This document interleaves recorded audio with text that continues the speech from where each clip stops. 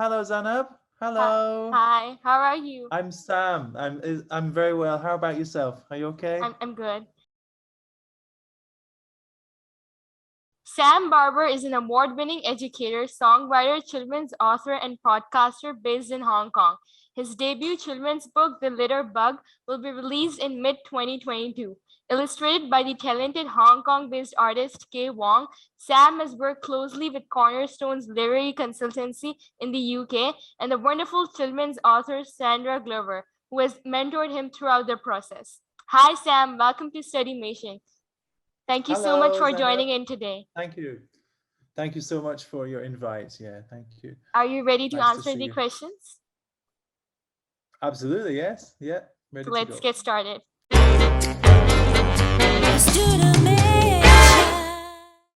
Why did you choose to be an author? I think the process came about after I started to write original songs and so scripts as well for my school students in 2015. So it's quite a long time ago. At that moment, I started to understand the benefits of original stories for my students. That is amazing. That means being a teacher, one has to come up with creative ways in learning and teaching process. Yeah. I found that, of course, I can use set books and prescribed curriculum and things, but I found that if I develop my own materials, the students respond in a very positive way. So I started to do that a few years ago. Awesome. How do you incorporate your music with your writing? Is there any particular method you follow or they just happen? Well, since I completed my degree many years ago, I did that in classical music in Edinburgh, in the UK, and I came to Hong Kong in 2007 and started my life as a teacher. I always thought of how I can integrate music and English into the classroom and music as a learning aid. So I discovered that songs and music are a very effective way for young children to learn English, especially as a second language. So I started by writing lyrics to nursery rhymes, changing the words from the originals to my own lyrics, and then using my guitar in the classroom. And it went from there, really. I started writing original melodies and gradually increasing the complexity of them to suit the level of the students that I was teaching. So the whole process really was very practical, very pragmatic and empirical, really, based on what the students liked and didn't like, what they could sing and what they couldn't sing. And it also pushed me as a writer to write for a specific audience without writing down to them, if you know what I mean. Wow, this is by far the most effective teaching strategy since young minds can grasp audio and visuals effectively. Yeah, and they can also use something called total physical response, which is they get up and dance around to the music, and it's a great kind of activity, especially as an icebreaker or an end of Yes. class activity. So I find this very useful, very fun. How do you balance being a musician and a writer? Both are very challenging and time consuming activities. Yeah, the first reason is the first real method is I love what I do. I wake up in the morning looking forward to going to work, to going to teach my students. And I think when you have a job that you feel passionate about, you don't work a day in your life. This is an old saying. So my parents always said, if you can find a job that you love doing, that's the best job in the world. So I do think that music and literature are very closely intertwined. And as a teenager, I was actually writing poems before I started songwriting. So therefore, for me, the two elements are part of the same thing, really. Writing songs, writing stories. It's all being creative writing process. You have passion for something, it's not work anymore. Yeah, absolutely. Yeah, Yeah, absolutely. If you're passionate about something, you tend to have a lot of energy to pursue it, even if you're tired or something, you still have that passion to keep going. So yeah. absolutely. If you were not an author, what would you be? Oh, if I didn't write stories, I think I would still be a teacher, an English teacher in Hong Kong, albeit a lesser one. If I didn't teach in Hong Kong, I think I would have trained to be a music teacher in secondary schools in and around Edinburgh, which is where I studied and where I lived for 4 years. It's a beautiful city. I love it there.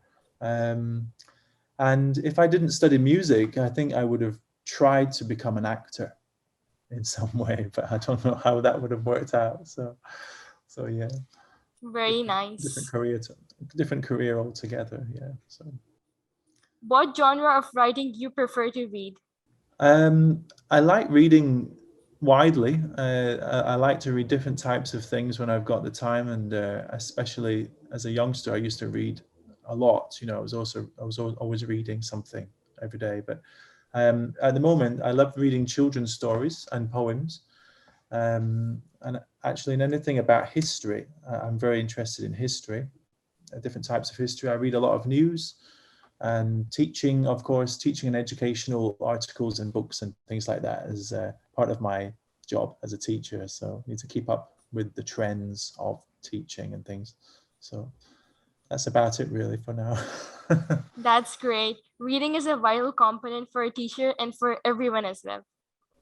Yeah, I strongly advocate reading as the key to success for young people. So whether that's reading, it can be a comic, it can be a magazine, it can be a poem, a story, as long as you're actively reading. And I enjoy reading by turning the pages instead of reading on a phone or on a tablet or something. So I enjoy the feel of the book in my hand, and yeah, it's a great thing. Absolutely. Would you like to share any childhood memory?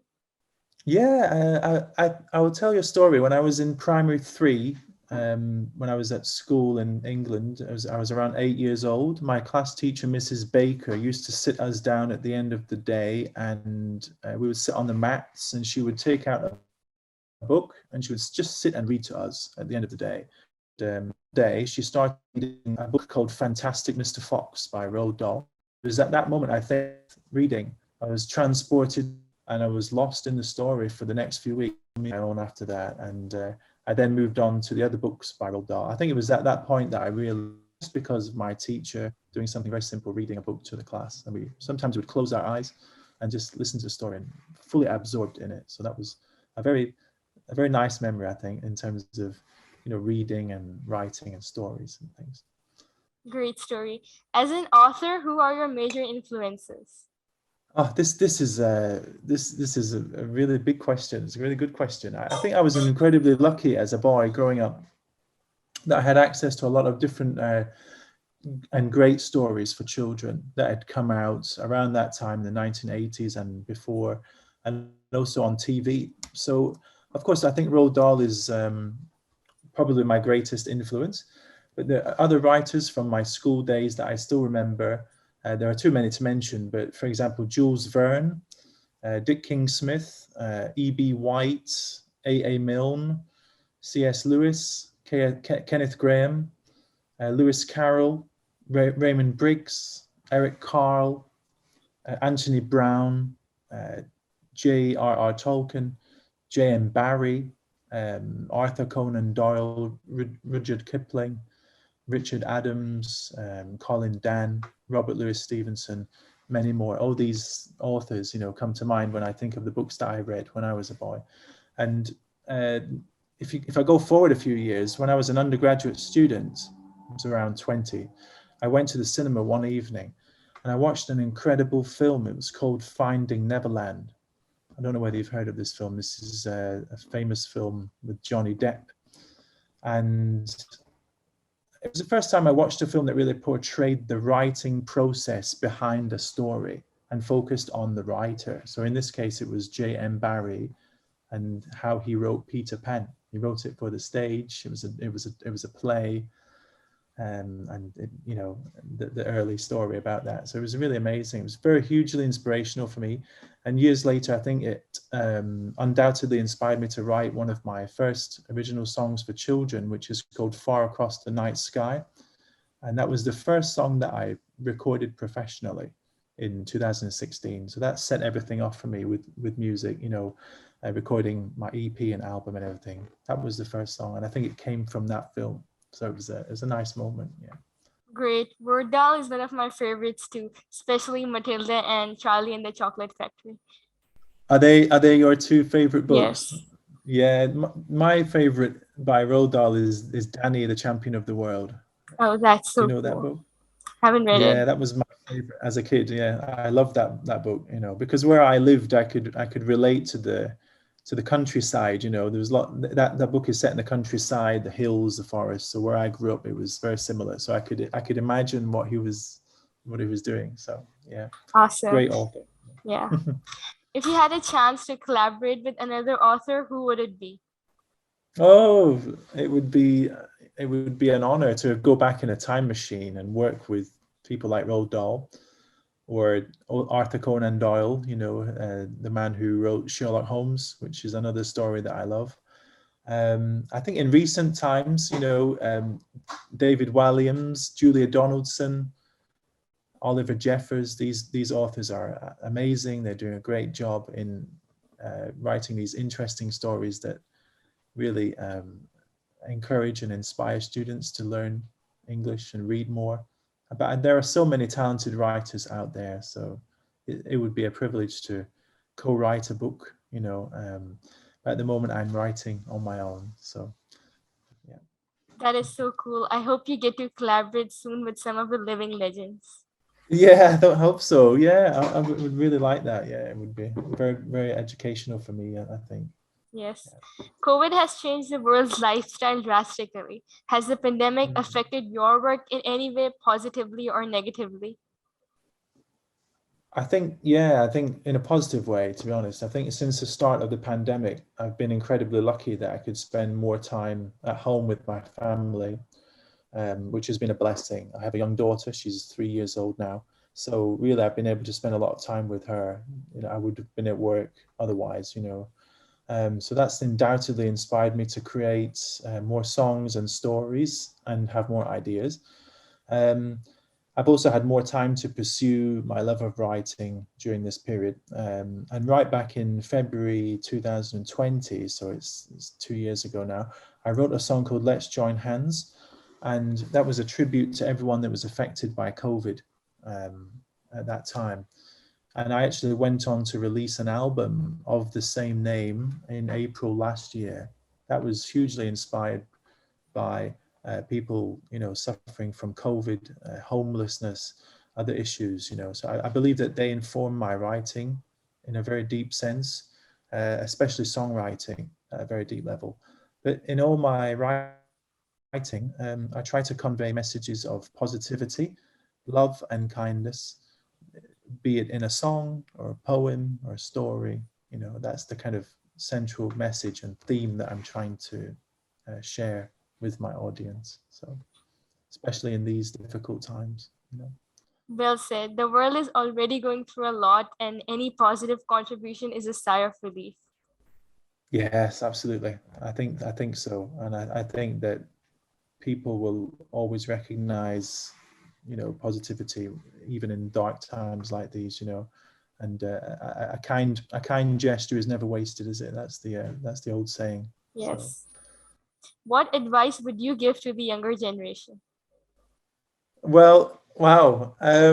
Well, did you know that actually I'm 3 times older than you?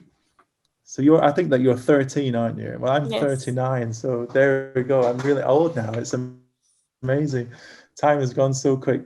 But without sounding cliched, I always say that you've got to have a dream of what your heart wants. And sometimes you need to wait until you really know what you want. But then when you know what you want, you've got to have the courage to follow that dream and the patience to build that dream over a long period of time. So for me, it was writing and music, which I developed a love for as a boy, a young boy, you know, first by reading, listening to music, and then it grew from there.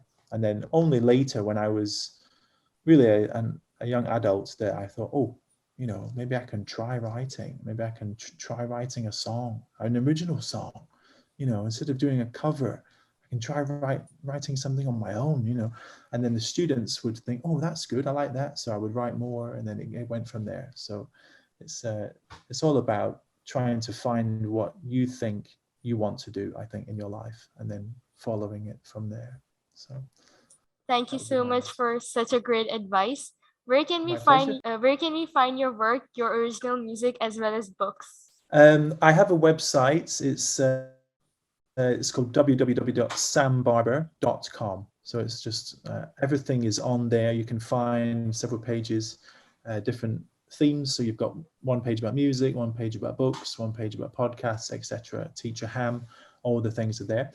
And then if you want to find music, of course, the music is available on all the platforms, you know, that you can think of, Apple Music, Spotify, all these places. And there's a Here Now page as well, which is herenow.com, which is a page where I have all the music available as well for download and streaming. That's sambarbour.herenow.com. That's for music.